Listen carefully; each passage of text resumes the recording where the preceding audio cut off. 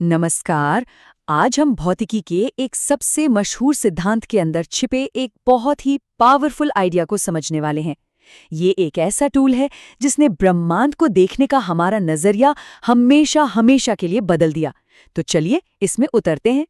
हम सब अपनी दुनिया को 3 डायमेंशन में ही तो देखते हैं ना, है ना? लंबाई, चौड़ाई, ऊंचाई, बस। पर क्या सच में बस इतना ही है? क्या हो अगर हमारी ये जो रोजमर्रा की समझ है वो अधूरी हो, खासकर तब जब चीजें बहुत बहुत तेज चलने लगे?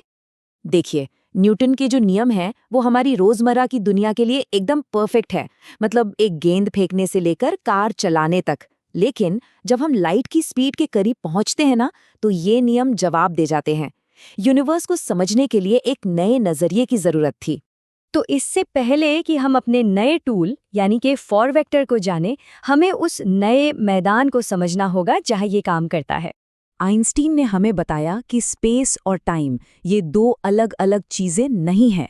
वो एक ही ताने बाने का हिस्सा हैं जिसे कहते हैं स्पेस टाइम। और ये जो डायग्राम है जिसे लाइट कोन कहते हैं, ये स्पेस टाइम में किसी भी चीज के सारे मुमकिन रास्ते दिखाता है, उसका भविष्य और उसका अतीत। चलिए अब आते हैं आज के मेन टॉपिक पर। अगर स्पेस टाइम एक नई दुनिया है तो समझिए कि 4 वेक्टर इस 4 डायमेंशनल दुनिया में घूमने फिरने के लिए उसकी भाषा है, उसका नक्शा है। आइए एक जानी पहचानी चीज से शुरू करते हैं। हम सब ने स्कूल में वेक्टर के बारे में तो पढ़ा ही है। ये कुछ नहीं, बस एक तीर है जो हमें बताता है कि कितना और किस तरफ। बहुत सिंपल है ना? और ये साधारण से नियम हमारी 3D दुनिया में कितना बढ़िया काम करते हैं। आप एक वेक्टर को दूसरे की नोक पर रखकर उन्हें जोड़ सकते हैं। हमारी रोज की फिजिक्स इसी की नींव पर खड़ी है। और अब पेश है हमारे आज का हीरो 4 वेक्टर। ये भी एक तीर ही है, लेकिन ये 3D स्पेस में नहीं बल्कि 4D स्पेस टाइम में रहता है। और इसका सबसे बड़ा फर्क क्या है? इसमें समय का एक कंपोनेंट भी जुड़ा होता है। चलिए जरा इसकी बनावट को देखते हैं। इसके 3 कंपोनेंट्स तो स्पेस में इसकी दिशा बताते हैं, बिल्कुल एक आम वेक्टर की तरह। लेकिन ये जो चौथा कंपोनेंट है ना, जिसे हम जीरो कंपोनेंट यानी A0 कहते हैं, ये समय में इसकी जगह बताता है।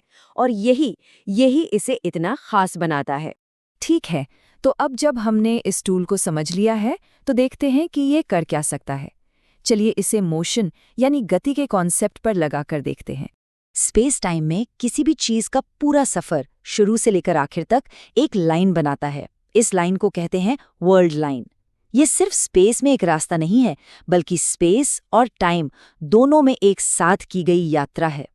तो अगर वर्ल्ड लाइन रास्ता है तो 4 वेलोसिटी क्या है? सोचिए, ये उस रास्ते पर किसी भी पॉइंट पर उस चीज की स्पीड और डायरेक्शन है। ये हमारे रोजमर्रा की वेलोसिटी का ही एक रिलेटिविस्टिक वर्जन है, जो स्पेस और टाइम दोनों में गति को नापता है।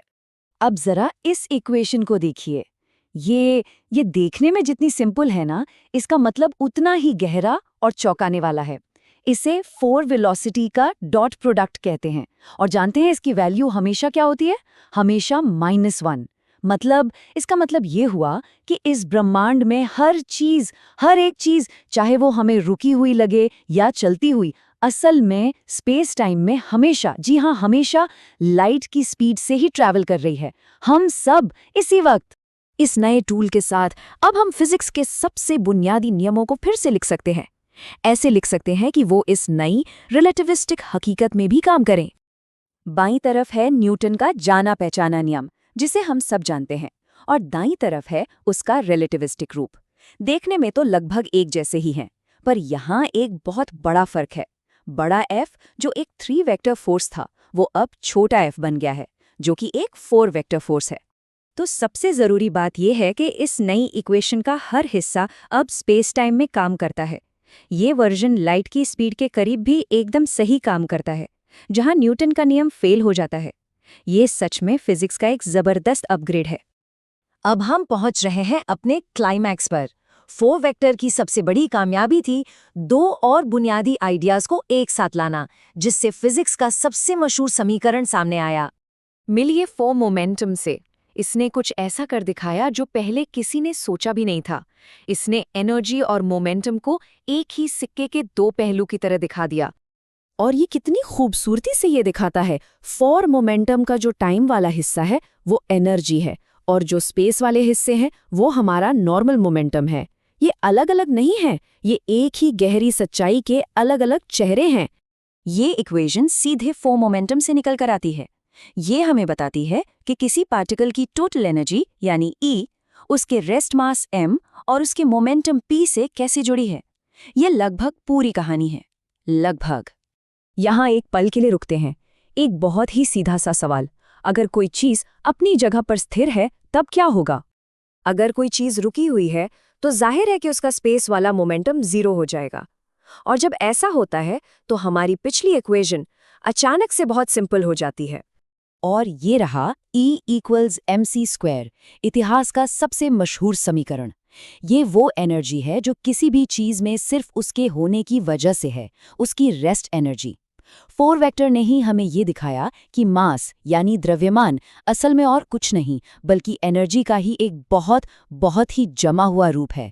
तो कुल मिलाकर फोर वेक्टर वो गणित की चाबी थी जिसने इस नई समझ का ताला खोला। इसने फिजिक्स को जड़ से बदल दिया और हमें दिखाया कि मास और एनर्जी एक ही हैं। ये सोचने पर मजबूर करता है ना कि ब्रह्मांड के और न जाने कितने राज ऐसे ही खूबसूरत गणितीय टूल के अंदर छिपे हो सकते हैं।